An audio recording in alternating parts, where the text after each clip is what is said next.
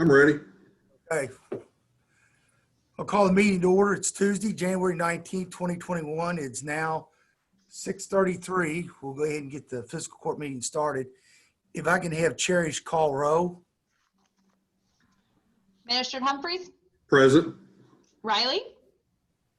Magistrate Riley? Present. And Magistrate Codiron? Present. Judge Dills? Present. All right. Okay, thank you.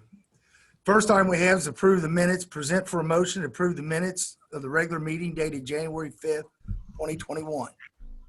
Having read the minutes of January the 5th, 2021, I make a motion we approve as presented. I will second. Okay, I have a motion made by Magistrate Codiron, a second by Magistrate Riley. All in favor by saying aye and raise your right hand. Aye. All in favor, motion carries. Moving down to fiscal matters, present for review a motion to approve the claims drawn on the general fund, the road fund, and the jail fund dated January 19, 2021, along with the transfers as presented.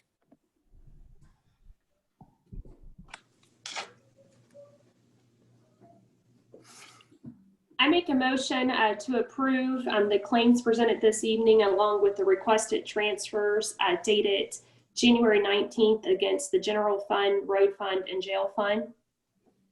I'll second that motion. I have a motion made by Magistrate Riley, a second by Magistrate Humphrey. All in favor by saying aye, raise your right hand. Aye. All in Aye. favor, motion carries. Moving down to item number 2, executive order number 2021-02, an order appointing James Colton Simpson to the position of Deputy Judge Executive for an indeterminate period of time, not to exceed 4 years, at an annual salary of $55,000, effective February 1st, 2021. And I just want to add before we make a motion on it that Colton is now taking over quite a few other duties in the office with Pat retiring and Cherry stepping up, and he's going to be taking over a bunch of other duties. So he's going to be a great asset to the county. We'll make a motion to appoint James Colton Simpson to the position of Deputy Judge Executive for indeterminate period of time not to exceed 4 years at an annual salary of $55,000 and make that effective February the 1st, 2021. I second. I have a motion made by Magistrate Humphrey, a second by Magistrate Codiron. All in favor by saying aye and raise your right hand. Aye. All in favor, motion carries. Congratulations, Colton, on your newly expanded responsibilities. Yeah, thank you so much. And thank you to you, all of you. I really appreciate it. We Yeah. appreciate you. It's going to be great, and it's nice to see the opportunity of someone start and frankly have a variety of county experiences in the government. And I know myself, I'll be leaning on you even more to help, coach and grow you, to reach aspirations that you personally have. So I'm excited to see someone locally who has had a few different positions within the county take on this expanded responsibility. So we're here to support you. Yes. You will earn your pay. Yes. We just, and I told Jacqueline earlier, we've got the Strand Group going to be on our meeting for next month, our next meeting in 2 weeks. Colton is sort of taking charge of the Heritage Trail grant, and he's handling it as a coordinator for it as part of the functions. And as you know, Colton's attended the national training for counties, completed it. He's working on his master's degree. So, I mean, we're glad to have Colton on board to help lead the county in the right direction. So thank you, Colton. Thank you. Next is the building inspector's annual report. Present for review the Grant County Building Inspector's annual report for 2020. This is for the court's review only, no actions required. I don't know if all of you have, and I know you have, I don't know why I've asked that, it's taking a look at that. But this year, 2020 was our second highest year in the last 30 years on what we've taken in. We've taken in $206,616 in permits. So things are going well for 2020, even though with the pandemic, building is still proceeding on. And as the permits even coming in the first of the year, we're going to have a better year in 2021. So that's just a good sort of indicator where the county's heading with new construction and remodels. So anyone have any questions on the reports? Judge, is there any particular areas that we're seeing the development on? I mean, I see it's like a 6.3% increase on the average cost of homes over last year that we're getting. Yes. And then there's like a 46.9% increase over last year with new homes. Yeah, if you look on the actual breakdown of the sheet, it lists all locations. A lot of them, they're spread out more north and central of the county. But yeah, it lists the addresses, locations of all the permits. And it's pretty well ranged. The city of Dry Ridge, city of Crittenden, city of Williamstown is the bulk of them.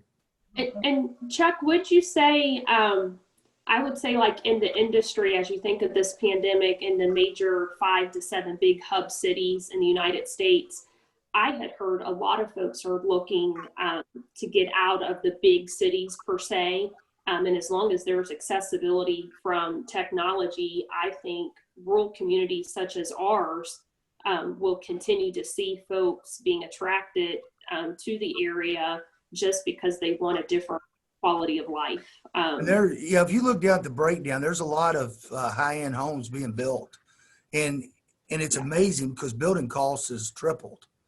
So, the building costs are expensive, but they're still expanding. I know that certain years, one of our highest years is 2015 was a lot of the ARC work that was going on. And that was our highest year ever. But, currently the ARC is going on doing some more expansions currently this year and doing some facelift to the Answer Center with all the exterior of that building. So they've pulled several permits in the last few weeks. So it's continuing on. Moving down on Judge Executive Report, we had some snow and ice. Road departments were out a couple of different nights. They actually done a real good job keeping our roads cleared with the salting.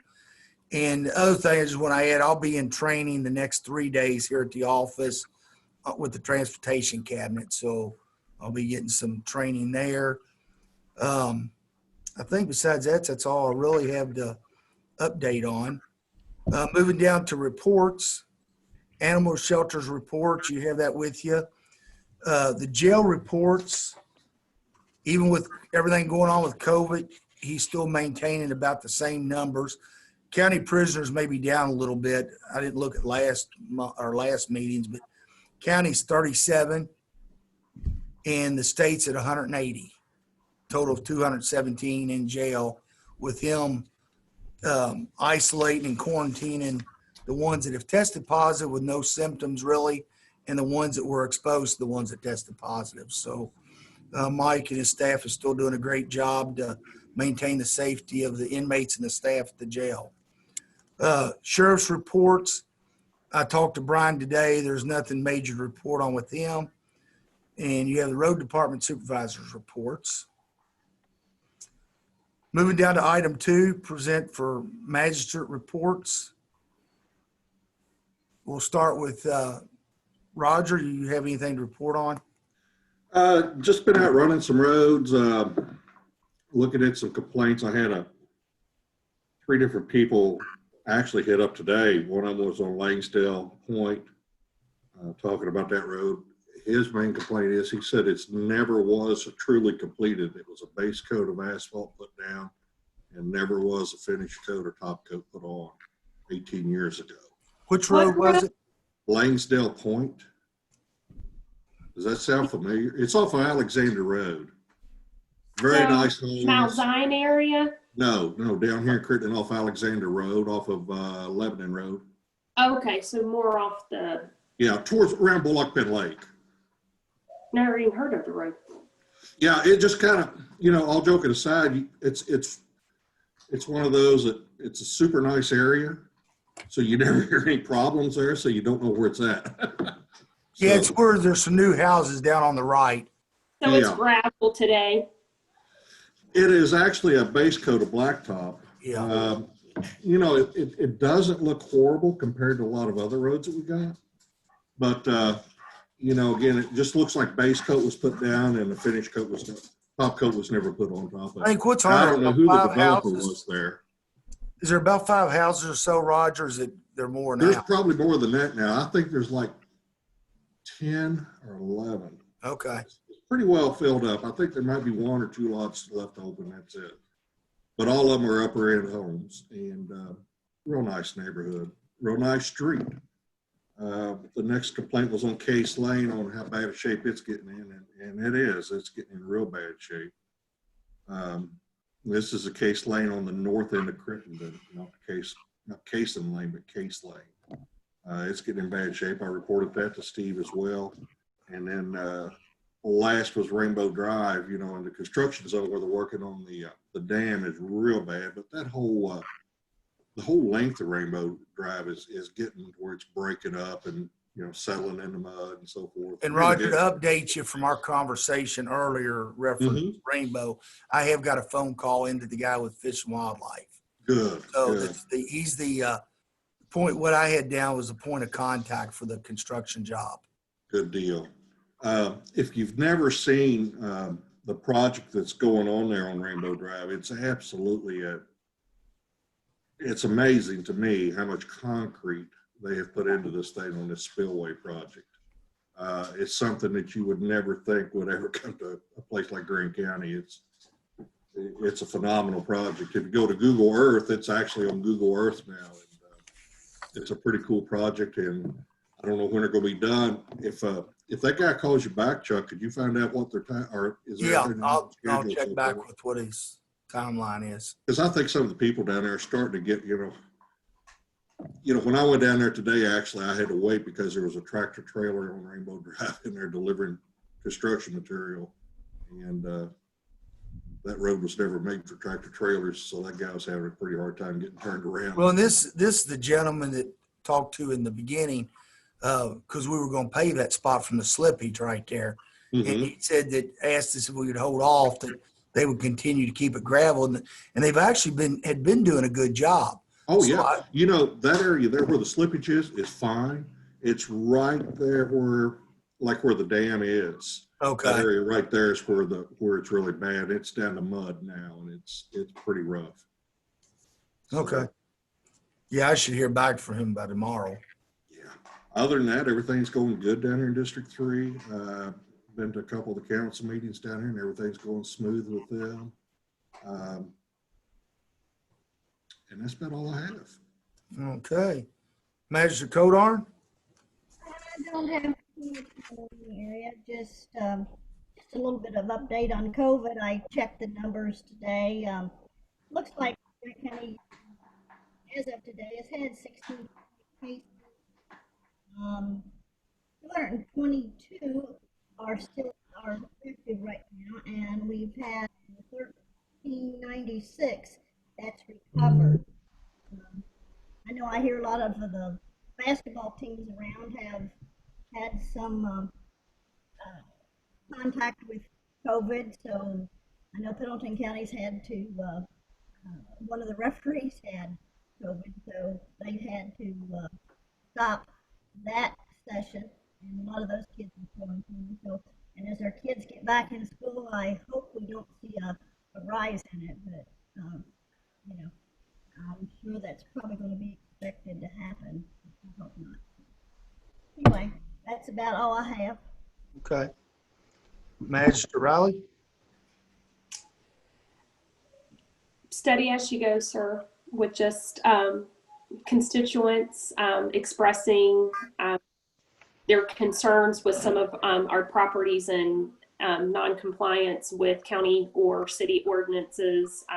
I've got a few additional emails to still extend on some of those, but have spoke to planning and zoning and the solid waste coordinator of the community. And for folks that may not be aware that will listen to this recording later, A few weeks ago, it was decided that cases could be revisited, and Mr. Miles is working, as we reported 2 weeks ago, to reassess a variety of properties. Frankly, I think it's about 4 pages long of properties that we now have that frankly have been on hold for the last 10 months.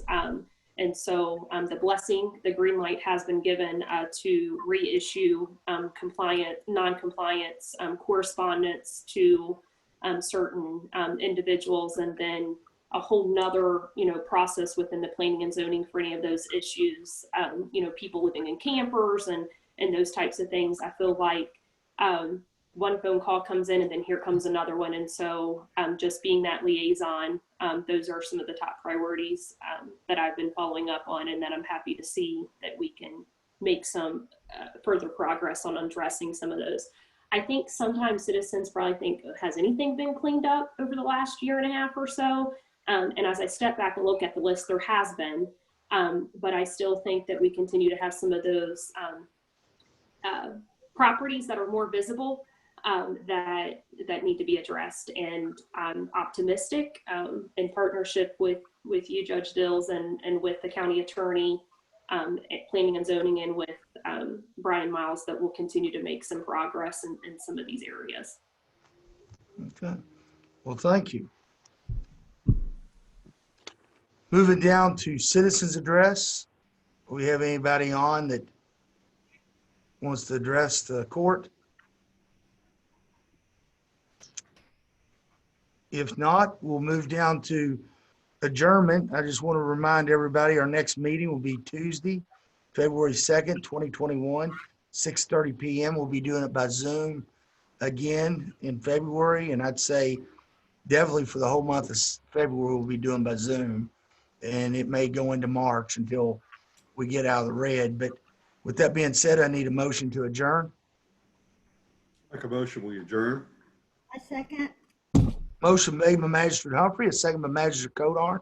All in favor by saying aye, raise your right hand. Aye. Aye. Motion carries. We're now adjourned. Thank everyone for coming out on Zoom tonight.